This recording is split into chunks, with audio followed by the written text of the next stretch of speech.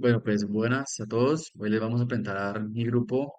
Yo soy David Alexander Rodríguez. Hola, mi nombre es Alejandro Rodríguez. Mi nombre es Juan José Rojas. Sebastián Román Gómez. Mi nombre es Lizeth Daniela Ruiz. Mi nombre es Daniel Teleche. Mi nombre es Juan Vivas. Bueno, pues buenas a todos. Hoy les vamos a presentar mi grupo sobre la tuberculosis.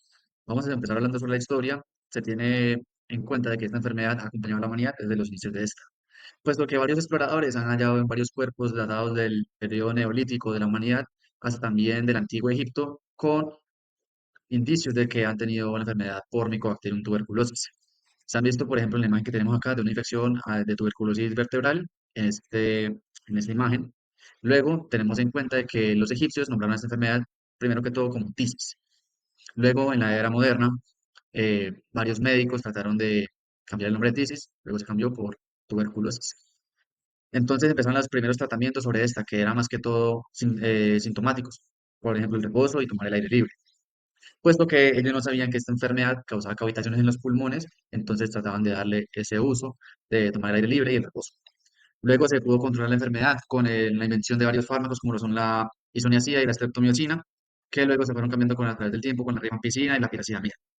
Luego esto hizo que bajaran los índices de tuberculosis, causando que se pudiera controlar la enfermedad, pero en los 80 empezaron a aumentar los casos de tuberculosis porque apareció el virus de la inmunodeficiencia humana, lo cual permitía de que se pudiera otra vez activar la enfermedad. Tenemos como la microbiología de esta bacteria, que es un bacilo gram positivo, ácido alcohol resistente, que no me forma esporas y tiene un crecimiento promedio de 15 a 20 horas en la fase no visible. Ya cuando se hace visible esta bacteria, esta empieza a crecer de 3 a 8 semanas. Y esta usualmente crece en grupos paralelos y me produce colonias. ¿Cómo yo puedo diagnosticar o qué me ayuda a diagnosticarlo? Por ejemplo, el cultivo de medio sólido, que esto me ayuda a permitir a identificar las colonias y la morfología. El cultivo de caldo líquido, que me da mucha mayor sensibilidad. Y por último tenemos la prueba de Sil-Nielsen, que como esta bacteria es ácido alcohol resistente, cuando se va a desinfectar con alcohol, pues no lo utilizamos, entonces utilizamos la La tuberculosis es una enfermedad infecciosa causada por Mycobacterium tuberculosis, que es un bacilo que se transmite principalmente por el aire. Cuando una persona está enferma, tose, estornuda e incluso habla. Es una de las enfermedades más antiguas que existen y aún así sigue siendo un problema de salud pública. Se estima que actualmente una de cada 4 personas en el mundo está enferma y que cada año se producen alrededor de 10.000 millones de casos nuevos y 1.7 millones de casos de muerte. Los factores de riesgo más importantes es la coinfección con VIH, la pobreza, el hacinamiento, que significa cuando muchas personas viven en espacios muy pequeños, cerrados y sin buena ventilación. Esto facilita el contagio y la desnutrición. En países desarrollados como Estados Unidos, la incidencia ha disminuido de forma constante durante los 25 años. Sin embargo, casi el 70% de los casos actuales se presentan por personas migrantes, especialmente de países como México, Finlandia, India, China y Vietnam. A nivel mundial, el 75% de los casos se concentran en 7 países como India, Indonesia, China, Finlandia, Pakistán, Sudáfrica y Nigeria. No todas las personas que se infectan desarrollan la enfermedad. Cerca del 90% de los infectados viven con el bacilo de forma latente, sin síntomas.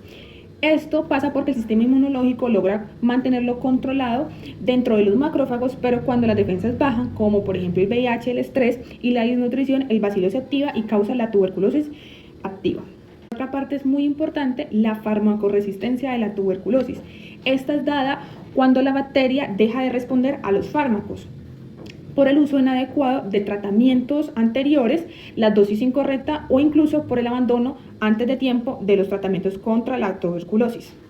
En este caso, las bacterias se vuelven muy resistentes porque sobreviven y se multiplican, lo que se hace mucho más difícil tratar la tuberculosis. Las principales causas de muerte de la tuberculosis están relacionadas con el diagnóstico tardío, el abandono de los tratamientos y la resistencia farmacológica. La tuberculosis es un ejemplo de una infección que depende de una respuesta inmunitaria celular para su control. Una defensa eficaz frente a la Mycobacterium tuberculosis requiere la activación de los linfocitos TCD4 positivos, los cuales van a liberar interleucina 2, interferón gamma y factor de necrosis tumoral. Esas sustancias activan a los macrófagos, que son las principales células efectoras frente a lo que viene siendo el bacilo. Sin embargo, esa misma respuesta del sistema inmunológico también genera daño pulmonar, provocando la inflamación, la destrucción del tejido y la formación de cavidades que van a facilitar la transmisión de ese mismo microorganismo a través del aire, al toser, estornudar o al hablar, lo que hace que la tuberculosis sea altamente contagiosa. El bacilo tiene la capacidad de sobrevivir dentro de los macrófagos, evitando su eliminación mediante enzimas que bloquean la fusión con los lisosomas y neutralizan los radicales libres. Para controlar la infección, el cuerpo forma granulomas tuberculosos, que son estructuras que encierran al microorganismo en una especie de cárcel y que hace que éste quede de forma latente. Si las defensas se debilitan, estos bacilos pueden reactivarse y causar tuberculosis activa. Comprender estos mecanismos inmunológicos ha sido clave para desarrollar lo que vienen siendo nuevas vacunas y tratamientos que fortalezcan la inmunidad celular y reduzcan el daño inflamatorio. Además, estudio de esta respuesta ayuda a identificar la estrategia para prevenir la reactivación de la enfermedad y mejorar la protección a personas con el sistema inmunitario debilitados. La prueba de tuberculina, también llamada prueba de Montaus, es un método clásico para detectar la infección latente por tuberculosis, es decir, cuando la persona tiene el bacilo, pero no tiene presencia de síntomas. Consiste en inyectar una pequeña cantidad del derivado proteico purificado, el PPE, en el antebrazo y observar la reacción de la piel entre 48 y 72 horas después. El resultado se considera positivo según el tamaño de la induración y el riesgo del paciente, desde 5 milímetros en personas con VIH o inmunosuprimidas hasta 15 milímetros en personas sin ningún factor de riesgo. Con el tiempo pueden presentarse el llamado efecto refuerzo, que consiste cuando una prueba inicial da negativa, pero la segunda resulta positiva, lo que indica que hay una memoria inmunológica reactivada, pero no hay una nueva infección. En cambio, en personas con inmunidad baja o VIH, la prueba puede dar falsos negativos, por lo que se recomienda confirmar el diagnóstico con otros métodos. Hoy en día existen pruebas más modernas llamadas análisis de liberación del interferón gamma, como el cuantiferón tuberculosis Gold o el T-Spot tuberculosis, que usan muestras de sangre y no requieren una segunda visita. Son mucho más específicas, sobre todo en personas vacunadas o inmunocomprometidas, aunque la prueba de la tuberculina sigue siendo fundamental pues en lugares con pocos recursos. Los métodos de análisis de liberación del interferón gamma representan una alternativa más precisa, rápida, práctica para detectar la infección latente por lo que viene siendo la tuberculosis. La tuberculosis inicia cuando los bacilos de la Mycobacterium tuberculosis llegan a los alvéolos pulmonares y comienza a multiplicarse. Los macrófagos intentan destruirlos, pero el bacilo va a sobrevivir dentro de ellos y puede diseminarse a los ganglios linfáticos o a otros órganos. El sistema inmunitario suele controlar la infección, que esa va a quedar en un estado latente y sin síntomas. En esta etapa se forma un foco de GOM, que con el tiempo puede calcificarse y formar un complejo de RAM visible en radiografías. La tuberculosis primaria se presenta sobre todo en niños, mientras que la reinfección afecta a los adultos. Esta da lesiones en las zonas superiores del pulmón. Los bacilos pueden permanecer latentes durante años dentro de los granulomas, reactivándose si el sistema inmunitario se debilita, lo que explica por qué la enfermedad puede permanecer silenciosa durante mucho tiempo. En la siguiente línea de tiempo podemos básicamente evidenciar el comportamiento desde una exposición inicial hasta la tuberculosis crónica. La tuberculosis primaria se entiende como la primoinfección, es básicamente el primer contacto que se tiene con el Mycobacterium tuberculosis, generalmente resuelta entre el 90 y el 95% de las veces del sistema inmune, convirtiéndose en tuberculosis latente. La tuberculosis postprimaria generalmente corresponde a una reactivación, que está entre el 5 y el 10% de los casos, de una tuberculosis primaria que se convirtió en latente y ahora se reactiva. Esa reactivación puede darse por múltiples motivos que ya hablaremos en su momento. Y la crónica básicamente es una complicación donde evoluciona a un estadio no controlado. Entonces, la primaria es un foco inicial asociado a una exposición prolongada a un ambiente contaminado con bacilos de Mycobacterium tuberculosis. Es un estadio donde encontramos replicación inicial activa de los bacilos dentro de los alveolos. La respuesta inmune va a buscar que no se repliquen, que no se diseminen y que no crezcan. Siendo efectivo ese trabajo, encontramos un estado que es el estado latente de la tuberculosis, que es básicamente cuando existe una ausencia de la sintomatología, ya que el sistema inmune mantiene esos bacilos, digamos que inactivos y cercados en una sola. Aparece un término muy importante que va a ser el complejo de GOM o un granuloma que se evidencia pues en un RX y es básicamente lo que nos indica que hubo una infección primaria que se contuvo. Es importante que entendamos que esa infección latente, esa tuberculosis latente puede estar así años y llegar así hasta el fin de la vida sin que se complique. Pero en caso de complicarse, aparece la tuberculosis postprimaria o reactivada. Usualmente es una evolución de un estado latente, como lo mencioné, o una infección con nuevos bacilos. Ahora, hay factores predisponentes que van a alterar el comportamiento de la tuberculosis, siendo ellos importantes para saber cómo se va a encaminar la tuberculosis o la infección como tal. La influencia de la edad desde la infancia la podemos ver desde algo que se llama como la resistencia relativa, ocurre entre los 5 y los 12 años, básicamente es un estadio en donde esa tuberculosis tiende a no ser progresiva, es asintomática, y en caso de que sí sea progresiva, pues tiene una tendencia a diseminarse por vía linfohematógena. En la adolescencia hay una calcificación iliar y parenquimatosa menor y una tendencia a la cavitación apical, y puede presentar una neumonía que en su principio no se relaciona con tuberculosis hasta que se diagnostica. Otra importante es la edad adulta, en donde encontramos que conforme se hace más adulta la persona, ese tiempo o esa evolución desde la infección hasta la tuberculosis se hace menor, llegando hasta el 2% de los casos. En el caso de los adultos, la infección es similar a la que ocurre en estadio adolescente, pero hay una neumonitis que es difícil de clasificar y escasamente se logra resolver en lóbulos medios e inferiores. y en segmentos anterosuperiores es importante mencionar que en ocasiones es acompañada por un derrame pleural. Para el tratamiento de la tuberculosis tenemos la isoniazida, la cual es la piedra angular y se debe utilizar en todos los regímenes del tratamiento de tuberculosis. Su dosis es de 5 miligramos por kilogramo y puede generar hepatitis, por lo cual se debe suspender ante la presencia de síntomas como lo es dolor abdominal, náuseas o ictericia. Luego tenemos la rifampicina. Este es el segundo tuberculostático más importante. Su dosis es de 10 miligramos por kilogramo y puede generar hepatitis colestásica. Algo que hay que tener en cuenta es que es inductor del citocromo, por lo cual va a interactuar con los antirretrovirales del tratamiento de los pacientes con VIH, por lo cual se reemplaza en estos casos por rifabutina. Tenemos la piracinamida, la cual es esencial en el régimen de 6 meses, pero su uso se limita a los 2 primeros. Su dosis es de 25 miligramos por kilogramo y puede generar hepatotoxicidad, poliartralgias y gota. Tenemos el etambutol, el cual se suele usar hasta conocer los resultados del antibiograma y ver que la cepa sea sensible. Su dosis es de 15 a 20 miligramos por kilogramo y requiere una vigilancia oftalmológica mensual debido a que tiene un riesgo de toxicidad ocular. También está la bedaquilina, la cual es una diacilquinolona que inhibe la adenosina trisulfato sintetasa. Esta está aprobada para el tratamiento de tuberculosis multiresistente, pero puede generar náuseas y prolongación del QT. Y por último están las fluoroquinolonas, las cuales han demostrado resultados favorables, especialmente las de última generación, pero estas se suelen reservar para casos de resistencia o intolerancias y pues nunca se utilizan como primera línea. El régimen terapéutico estándar consta de 2 fases. La primera fase es la intensiva, que consta de 2 meses, en la cual se utiliza isoniazida, rifampicina, etambutol y piracinamida por 2 meses. Y luego va una fase de continuación de 4 meses en la cual solo se utiliza isoniazida y rifampicina. Este tratamiento es diario.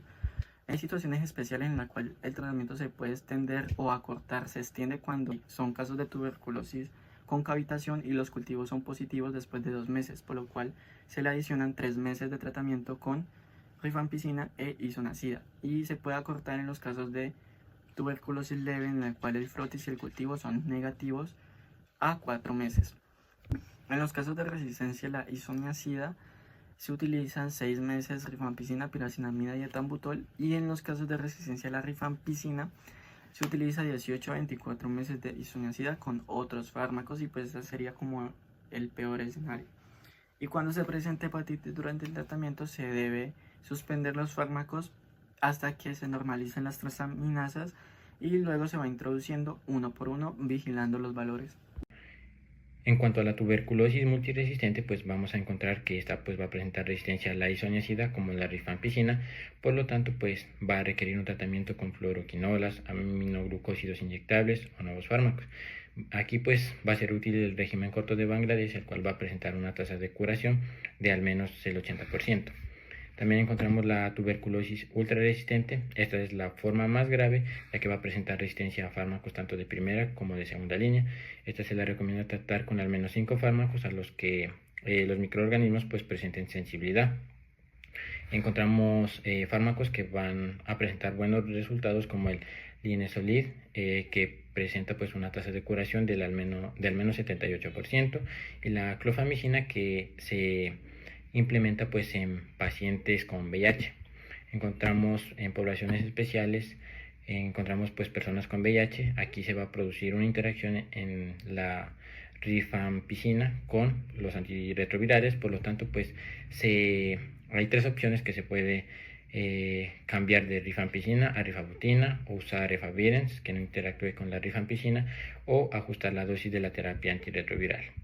Encontramos personas en embarazo, pues el tratamiento aquí de elección pues es la isoniazida más la rifampicina más el etambutol. En este está completamente pues prohibido la streptomicina porque puede producir toxicidad del octavo parquenel. En cuanto a la infancia, pues el régimen estándar aquí es de 6 meses y está limitado el etambutol porque pues puede producir cambios en la visión y es más difícil monitorearlos porque es en niños. En cuanto a la insuficiencia renal, pues aquí se debe ajustar la dosis del etambutol y la piracinamida porque estos pues se eliminan por el riñón, y se debe añadir pirodoxina para prevenir neuropatías por la isoniazida. En cuanto a la infección tuberculosa latente, pues esta va a tener varios regímenes. Encontramos el de 9 meses de isoniazida, el cual pues es el más clásico y presenta un 90% de curación. Encontramos también la isoniazida más la rifampicina, el cual pues se utiliza por 3 meses con dosis semanalmente. También encontramos la rifapentina monoterapia o también la isoniazida más la rifapentina por 3 meses con dosis diarias. En esta no se aconseja usar la rifampicina más la piridoxina porque puede producir hepatopatía grave. En cuanto a vacunación con BCG o bacilo de Calmette-Guerin, pues esta es una vacuna viva atenuada de M. bovis. Se utiliza más que todo en niños y consigue una curación del 60 al 80%. Esta pues no debe administrarse en pacientes con VIH. Tuberculosis extrapulmonar. La tuberculosis no solo afecta a los pulmones. El Mycobacterium tuberculosis puede llegar a atacar prácticamente cualquier órgano del cuerpo, causando lo que llamamos la tuberculosis extrapulmonar. Esta forma representa una manifestación seria de la enfermedad, especialmente en las personas que padecen de VIH-Sida. Bueno, ahora vamos a hablar de la tuberculosis extrapulmonar. La tuberculosis no solo afecta a los pulmones. El Mycobacterium tuberculosis puede llegar a atacar prácticamente cualquier órgano del cuerpo, causando lo que llamamos la tuberculosis extrapulmonar. Esta forma representa una manifestación seria de la enfermedad, especialmente en las personas que padecen de VIH-Sida, donde puede llegar hasta afectar el 50% de los casos. La tuberculosis extrapulmonar va a contar con una patogenia y una clasificación, y esta se va a dividir en 3 grupos según su origen. El primer grupo son focos mucosos superficiales. Bueno, ahora vamos a hablar de la tuberculosis extrapulmonar. La tuberculosis no solo afecta a los pulmones. El Mycobacterium tuberculosis puede llegar a atacar prácticamente cualquier órgano del cuerpo, causando lo que llamamos la tuberculosis extrapulmonar.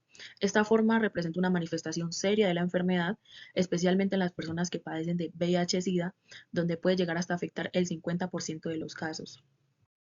La tuberculosis extrapulmonar va a contar con una patogenia y una clasificación, y esta se va a dividir en 3 grupos según. La meningitis tuberculosa es la forma más grave.